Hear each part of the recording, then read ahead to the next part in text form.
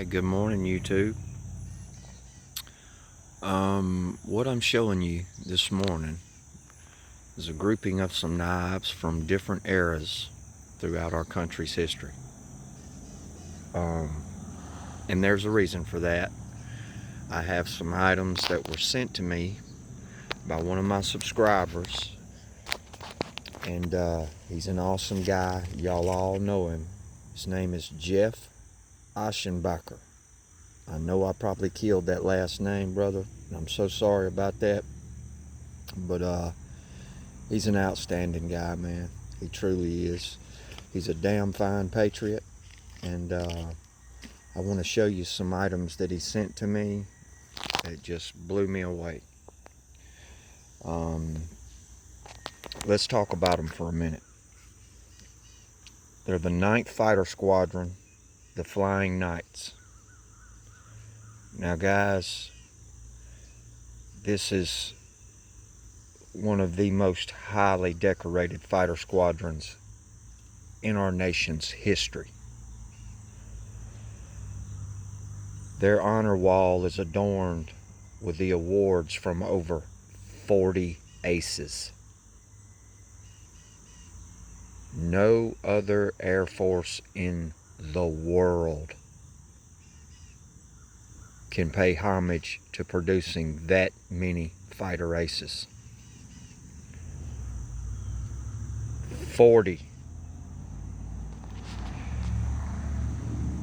They have flown from the P-51 Mustang to the F-4 Phantoms to the F-15 Strike Eagles to the F-18 Super Hornets, all the way until now, the 117 Stealth Fighter.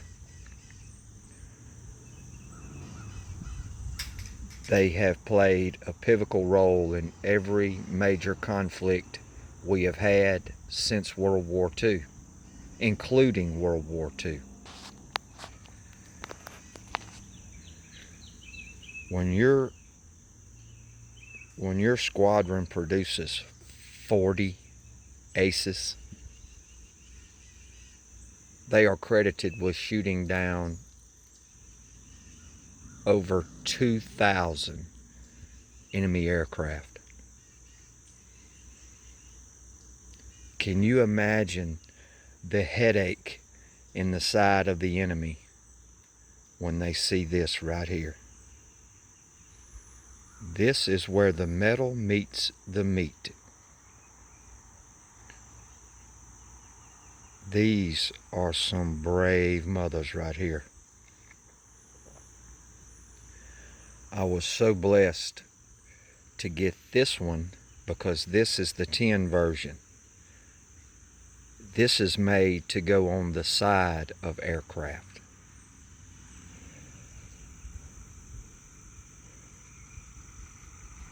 This is in the design of the World War II patch, and this is made to be worn on the shoulder.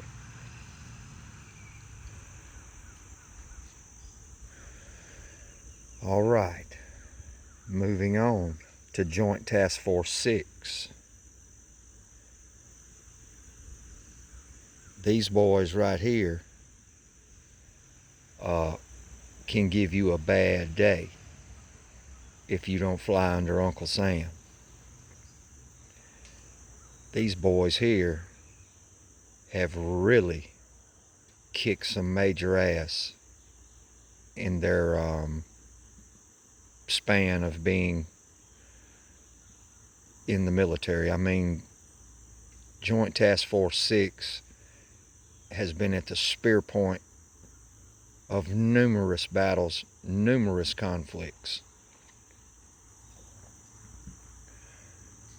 And we all know this one. We all know what that represents.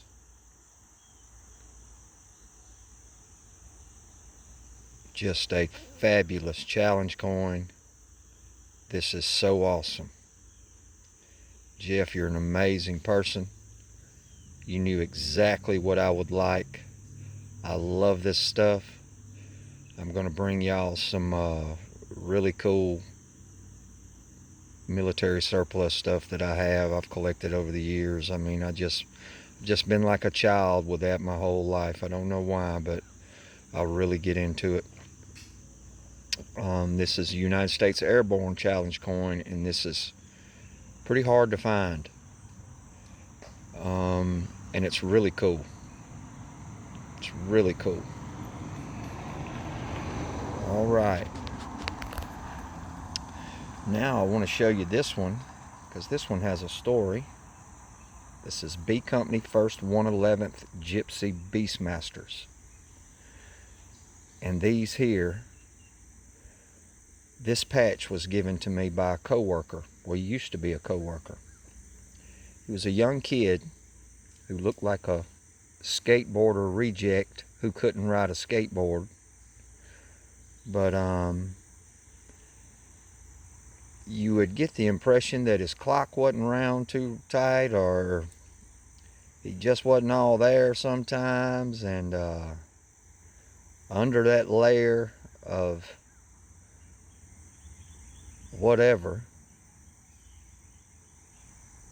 lays a man who had twice the grit I had, 10 times the drive I had, and proved it. This kid come off as being dumb as a box of rocks, late for everything he ever had to be at, and I truly believe he got tired of being criticized for it. So he said, I'll show you. So he comes to me one day and he says, Mr. Donovan, I'm joining the Air Guard tomorrow. I said, son, that's fabulous. I said, I'm so proud that you would want to do that. I said, get out of here. I said, son, I've been here for almost 30 years. I said, and it is what it is. And I'm blessed. I mean, I have a beautiful family. I have grandchildren. The company we worked at, they took care of me for 30 years. I have no complaints. I said, son, but there's more to life than just being right here. I said, get out and see the world. I said, make us proud. Last week, he come and give me this patch. He is now a commanding pilot of a Chinook helicopter brigade, the 111th Beastmasters. And I am so proud of this individual, I could bust. Commander Greg Kennedy, an outstanding young man, and proof that you can pull your bootstraps up and become anything you want to be.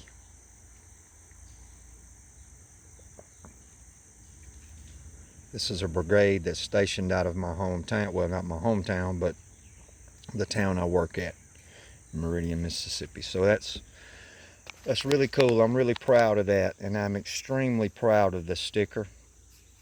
I'm extremely proud of these patches and these challenge coins. They mean so much to me. These things you will see when I show military knives. You will see these accoutrements now laying around with them. You know, that's what they were intended to be used for, and that's what they're going to be used for. And I'm just so blessed and honored to be able to add these to my collection. They mean just as much to me as a blade would. Though I love the blades, don't get me wrong.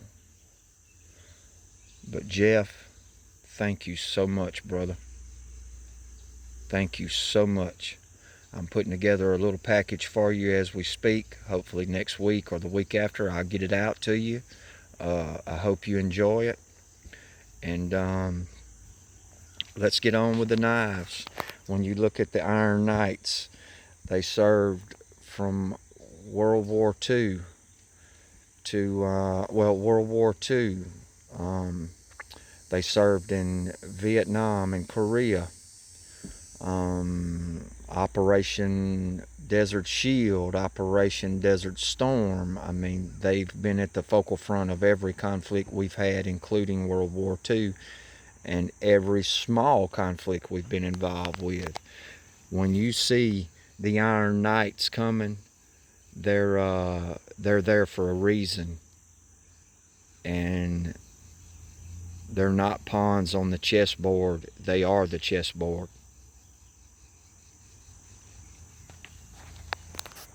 They are soul snatchers and lifesavers. And we should be honored that they're part of our Air Force and our strike capability. Put it that way.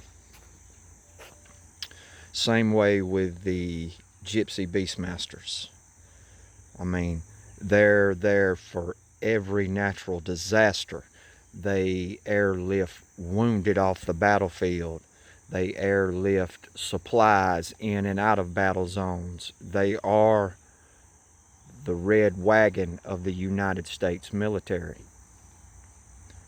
They ferry from ship to shore, from shore to shore, from shore to sea. I mean, they do it all.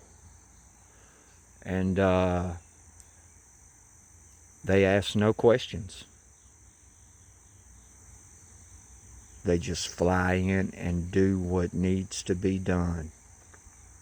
And I'm proud of each and every one of them.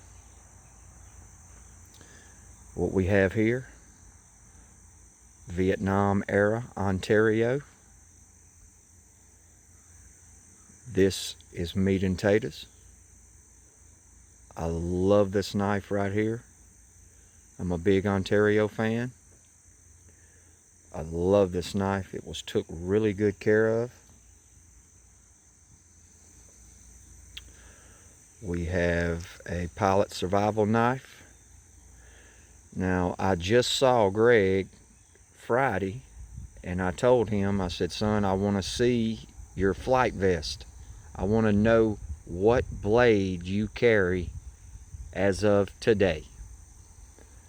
And the knife that he carried is the pilot survival knife. But now there was a difference. And I could kick myself in the nuts for not picking it up. But he has this very same knife, except the handle is rubberized. OD green rubberized. And the pommel has a spike on it. And that's issued to the Beastmaster Gypsies as of today.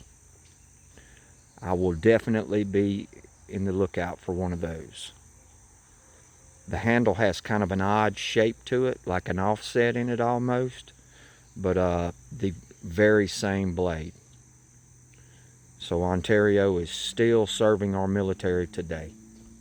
I think that's awesome. I want to get the Crimea. I want to get the bayonet. I'm really going to start focusing on Ontario because they are a United States knife company that puts out some fabulous knives.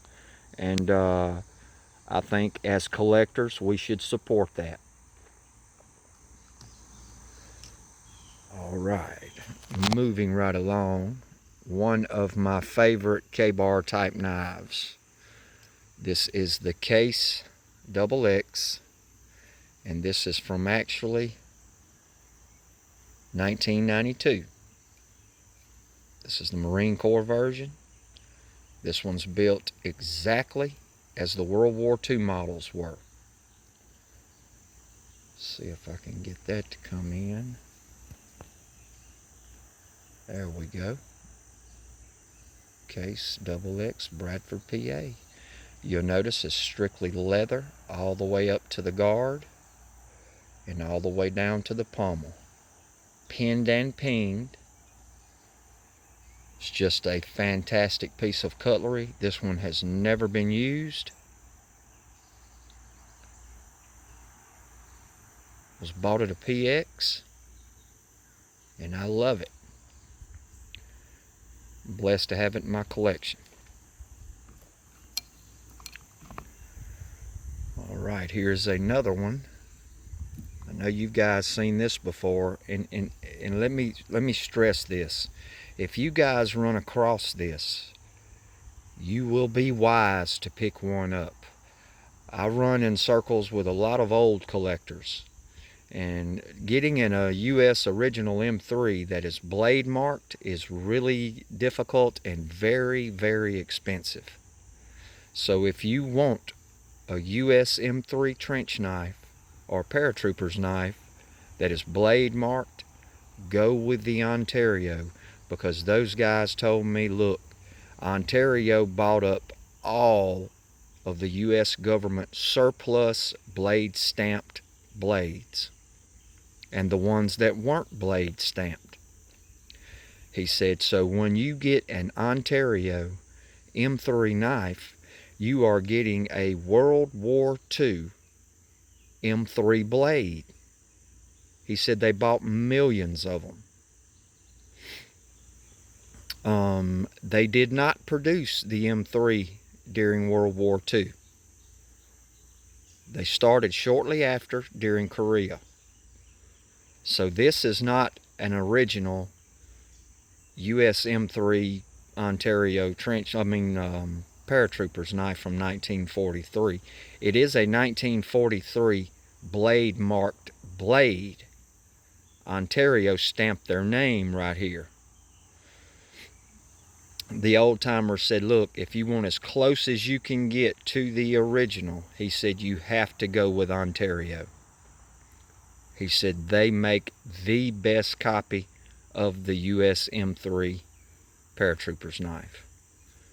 And I've had this thing about 10 years. It's tripled in price since I bought it 10 years ago. Tripled in price. But it even has the high sway to the guard. That was for thrusting. The top swedge is sharpened all the way around. That's a complete factory edge. This knife has never been used. And it's been on video more times than Marilyn Monroe had. Alright guys, I hate the video stretched out so long, but I just wanted to give Jeff a shout and say thank you for the awesome things that you sent me, brother. I really appreciate that. Everybody stay safe. This is Donovan from Mississippi, and hopefully I can bring you guys a little more today. Y'all have a good one.